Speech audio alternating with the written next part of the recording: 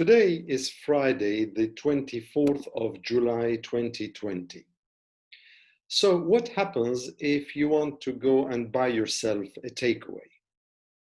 Welcome to Arm Wrestling with COVID-19 in London. This is number 29 and one of my occasional YouTube episodes. So suppose that today, Friday, you're in the office or you're working from home and you want to go and get yourself a takeaway from, I don't know, KFC, from Five Guys, from Nando's. According to the government guidelines, you should have a face covering. And not a mask, but a face covering. In other words, it could be a piece of cloth, it could be a scarf, or it could be a mask that you could buy at a chemist shop, at Tesco, at M&S, or you could also get something much more fancy than that if you want. But let's assume that you decide to take a break from work and you go and get your burger. And as you go into the burger joint or into one of those takeaway shops, you see that there are a few fixed tables. And you say, you know what, I'm not going to go and clutter my table with all the French fries and what have you. I'll eat it in one of those fixed tables and then I'll go back to work. Guess what? You're in the same shop, presumably with the same people coming in and going out, and yet you do not have to wear a face covering. And you cannot actually apply physical distancing in the proper sense of the word. Why? Because in those places, they're not fancy restaurants. The tables don't move, they're fixed. So you can't sort of shift them in order to increase the distance between one table and another. But the government is telling us that this is compulsory, this is obligatory, this is mandatory. It's not a discretionary move. It's not basically saying, well, if you want to use a face covering, go ahead and be a good man or woman. But if you don't, we understand. No, it is saying that it's obligatory when you go into one of those takeaway places. And it's also obligatory in other shops as well. But there are many, many exceptions. If I understand the plethora of guidelines properly, I think that face coverings are required to be worn in any shops, including food shops and supermarkets, but not in hospitality settings, including, for instance, restaurants with table service, bars, or pubs, if there are any still open. They're also, incidentally, not required in entertainment venues. And by that, I mean cinemas or casinos, or in visitor attractions such as heritage sites or museums, and even not required to be worn in exercise or sports venues such as gyms. But let's put the exceptions to one side at the moment, because that in itself is confusing, both in terms of what is applicable and what is not, but also in terms of making the distinctions and the contradictions between them. And let's focus on those places where the government says that we should wear face coverings. Okay, I go into a takeaway joint, I go into KFC, I want to get my corn on the cob with a portion of French fries and a chicken burger, and I put my face covering on, and then somebody else comes in without a face covering, or goes into a shop to buy something, forget the takeaway, to buy something, doesn't put the face covering on. Where is the enforcement mechanism? How do you make sure that this law is applied, whether you call it a law or you call it a guideline? That is the big question I have.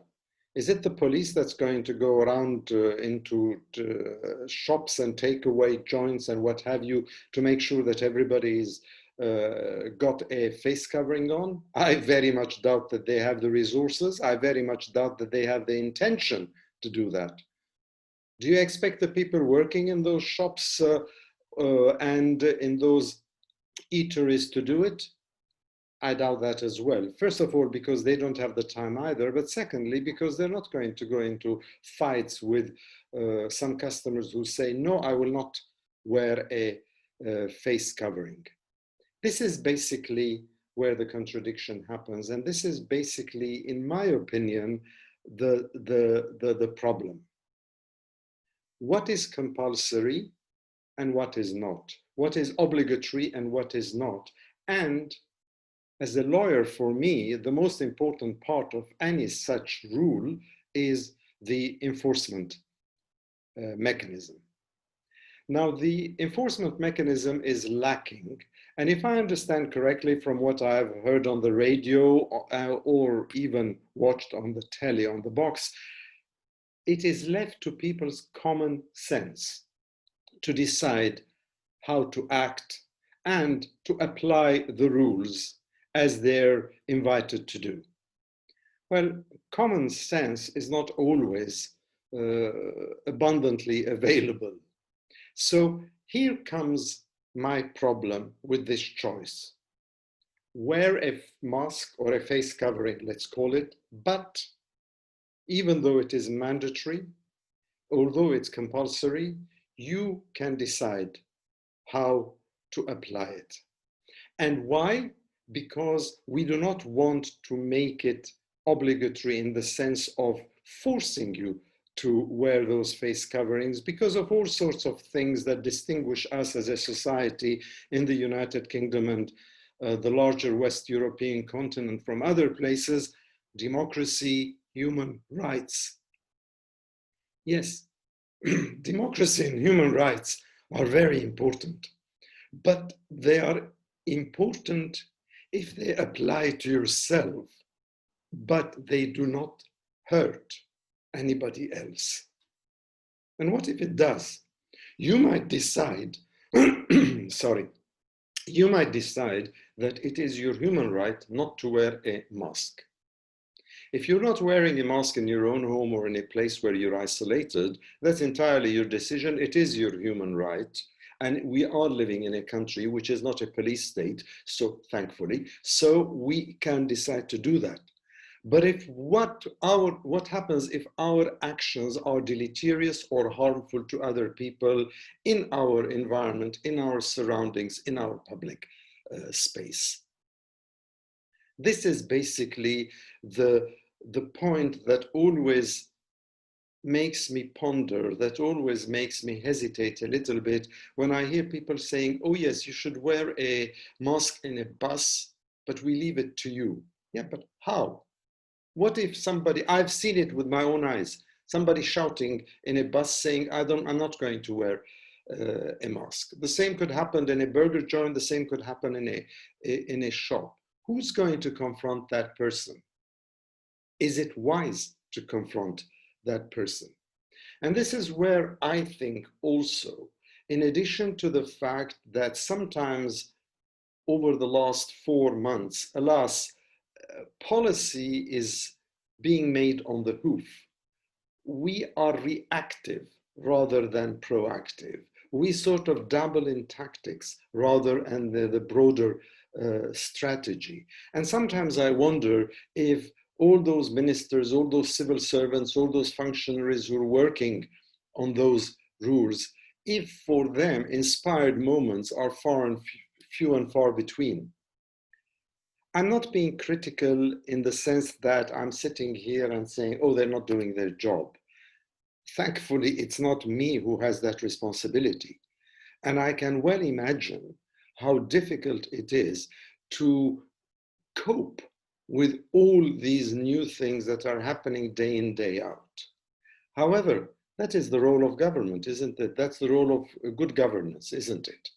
And therefore, for me, these contradictions, these are the things that make me very uneasy. And if I look at the countries that have applied public health policies and guidelines versus countries that have basically adopted a populist approach, what is the result? The countries with the proper application of public health policy have shown far less deaths, far less cases. In our case in the UK, we now have well over 45,000 deaths, alas. But I'm not going to consider us as being that populist example. I'm going to give you just three examples: the USA, Brazil, and India. Look what's happening there. And look how things are getting worse. Look at all the Homeland Security people who are being sent to different places like Portland in Oregon or in Texas or in Chicago in order to, according to President Trump, apply the law and stop the violence. All the cases in India, it's a runaway situation. In America, at the moment, it's unstoppable. In Brazil, the president, who is such a macho guy and goes around pontificating right and left, he's got, yet again, for the second time round, he's got, apparently, from what I understand, the coronavirus. So just highlighting this. And while all this is happening, our Prime Minister, who, like his other fellow ministers, like all the civil servants, I suspect, I want to believe, are doing their best. And yet here was the Prime Minister yesterday in Scotland shoring up the union because Nicola Sturgeon, the First Minister in Scotland, is doing a better job than we are in England, and therefore support for independence for Scotland is rising, and the United Kingdom is a little bit uneasy.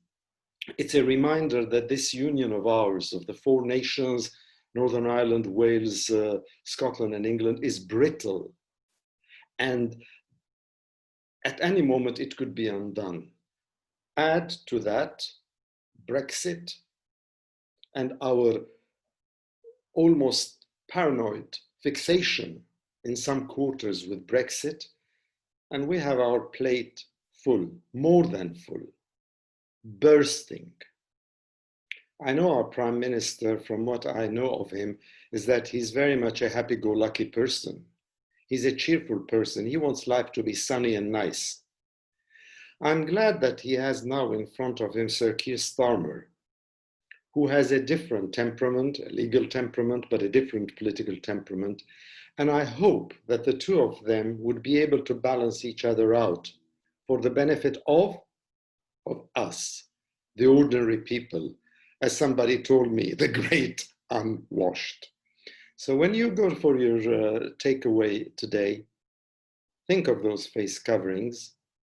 Let's keep our fingers crossed that it will work, that yet another guideline that's been thrown at us will work, and that we will be able to cope and not get worried increasingly more so as winter approaches with a second spike, with a second resurgence, and then we're going to rush after flu jabs and coronavirus jabs. Stay safe, keep well, and all the best.